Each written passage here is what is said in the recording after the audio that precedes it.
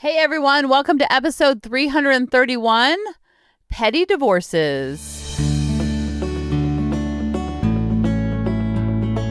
Welcome to the Harmony in the Home podcast. I'm your host, Kelly Hutchison. I'm a counselor, a life coach, and most importantly, an imperfect mom doing this work right along with you. And my goal on our podcast is to go from chaos to calm, feel less frazzled, and have more fun within your four walls to have more harmony in your home. So I know you're probably curious, like, what is she going to talk about divorces? Because this is about having harmony in the home. And I am going to talk about harmony in the home. And I'm also going to talk about what causes disharmony in the home. Because a lot of times we can learn from examples. And a lot of times we can learn from non-examples. So before I get into today's episode, I want to talk to you about letter writing, which I am absolutely loving. And share, because it's so much fun. It's so relaxing. You write letters to companies, and then there's different companies you can write to, and some pay $1, some pay $5, some pay $3. And so I always tell people to diversify because you don't want to have all your eggs in one basket, so to speak. And you can write as little or as much as you want. There's no quotas, there's no sales, it's all offline. Well, it's not all offline, it's all of social media, I should say, which is probably my favorite part, because social media, I don't know. Do you feel as drained by it as I am? I feel like my feed is not protected. I try to curate my feed so it's uplifting, and then all of a sudden I'll get this post that just oh, I don't want to see this, and I'm like, this is draining. And then I see all these people fighting in the comments. I'm like, oh, this isn't really good for me. So I really don't like social media that much, mostly because the scrolling is not like it used to be. It just feels like there's a lot of tension and fighting, and I believe me, I get there's things to fight for, but fighting with strangers does not entice me, does not make me happy, and seeing other strangers fighting is not fun, and I don't want to argue with Susie Q from high school. So anyway, that's what I say offline. It's all off social media, I should say, because you do need internet connection to it's called polling codes. But anyway, so if you're interested, send me an email, or you can click the link in the email to get the training that I did. You can also learn on your own. I needed training because I needed to know how to do it. I needed to know the ins and outs, but many people read the terms and services and figure out on their own. So you can totally do that too. Anyway, but today's episode, I want to talk to you. I think I've played some of his content before. He's a divorce lawyer, and he's so good because his stories are he's not only good with his story. His stories aren't only interesting, but he's such a good storyteller. And so he's asked the question, let's see my source, because I feel like sometimes I just share things and I don't share the source. So if I ever don't do that, please send me an email and knock me over the head and say, Kelly, you can't share that without sharing the source. So this is Official Flagrant on Instagram, and he's interviewing NYC divorce lawyer, which I know you've heard his voice before. I know I've played him on the podcast before. You might not have heard his episode, but he has one of the most viral YouTubes talking about how to prevent divorce, because he's a divorce lawyer, so he sees it all. And so I'm going to let you listen to this clip. He's asked about what's the most petty thing that's happened in a divorce, and he talks about it, and you're going to be like, what?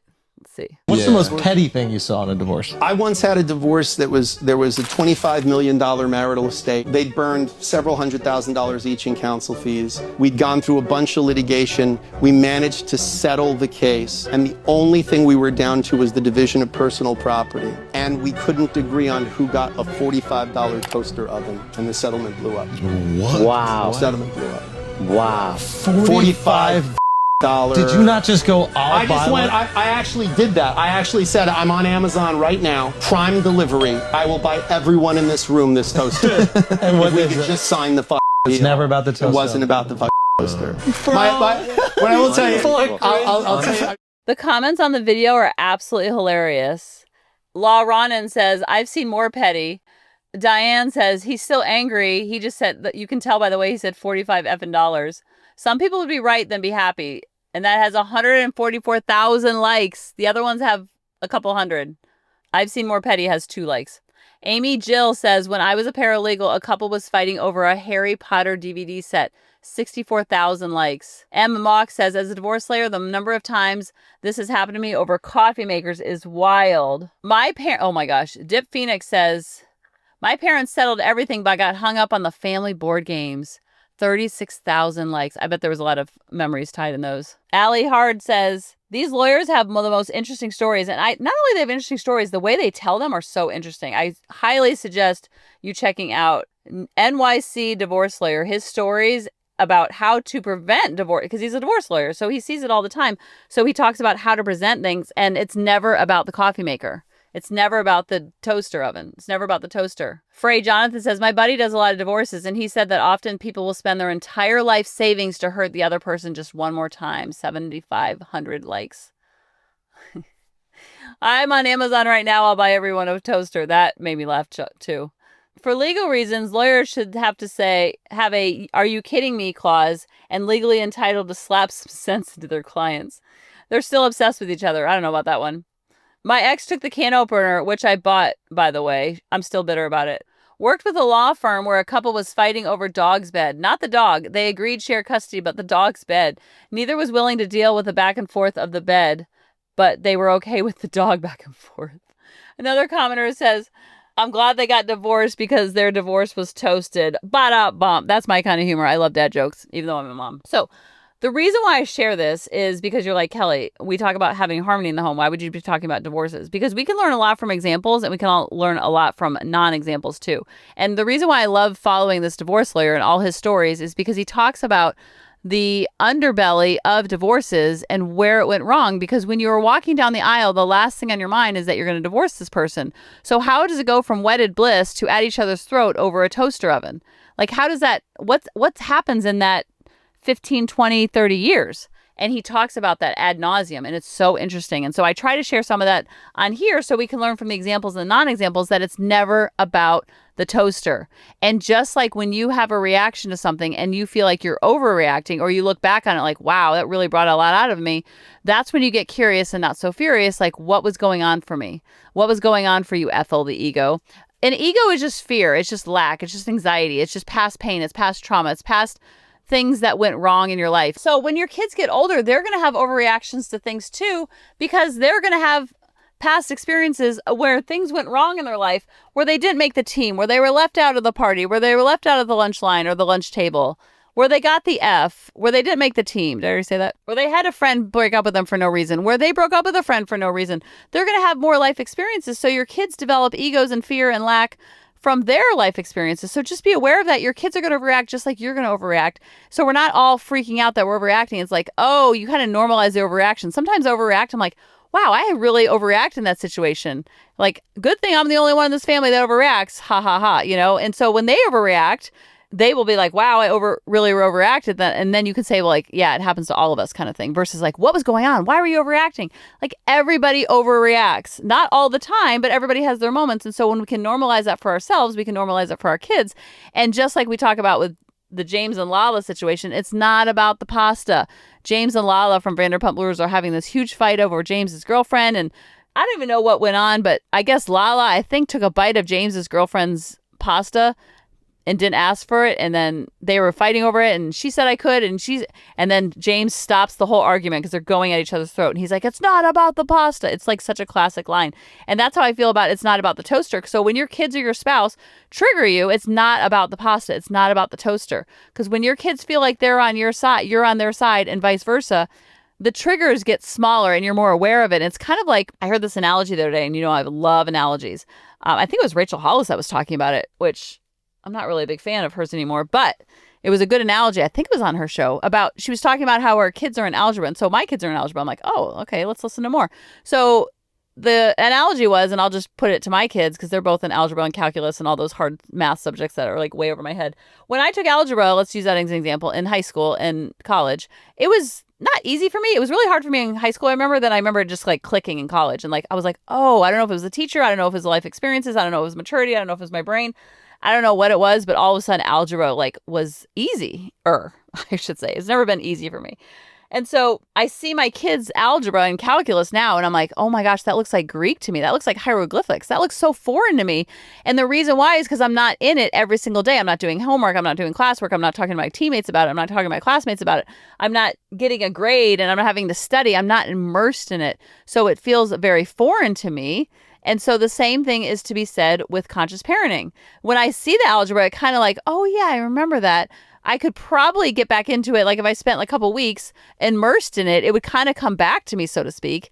But it wouldn't be easy. It would be easier than if I'd never seen it before. So the same thing works with consciousness and conscious parenting. You have to be in it. You have to be listening to podcasts, which you're doing right now. Yay.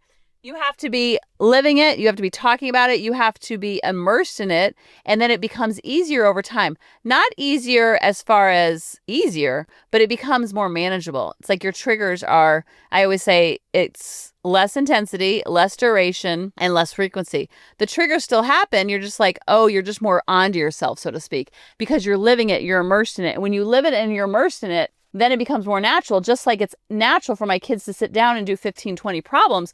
But if I were to sit down and do 15, 20 problems, especially in the beginning, I'd be like, whoa, this is so hard. I'm so lost. And that's why a lot of people feel like that in the beginning with consciousness. They feel so lost and like, I don't get it. I get a lot of reports of, Kelly, I just lost my mind. I was so calm and cool and collected as, a babysitter, but then I have my own 2 kids and I'm cuckoo for Cocoa Puffs. And the reason why is because you've never dealt with these triggers before because you didn't even know that it was even there laying dormant. And so when you're immersed in it and you're immersing yourself in it on purpose and you're kind of, I don't want to say looking forward to the triggers, but you're not so scared of the triggers. You're like, oh, I can handle it because I know that any reaction I'm having, I have to control my side of the street. And that's where you get your power back a little bit. Because a lot of times we give so much power to our kids and spouse and we're like, well, if they wouldn't act that way, then I wouldn't have to act this way.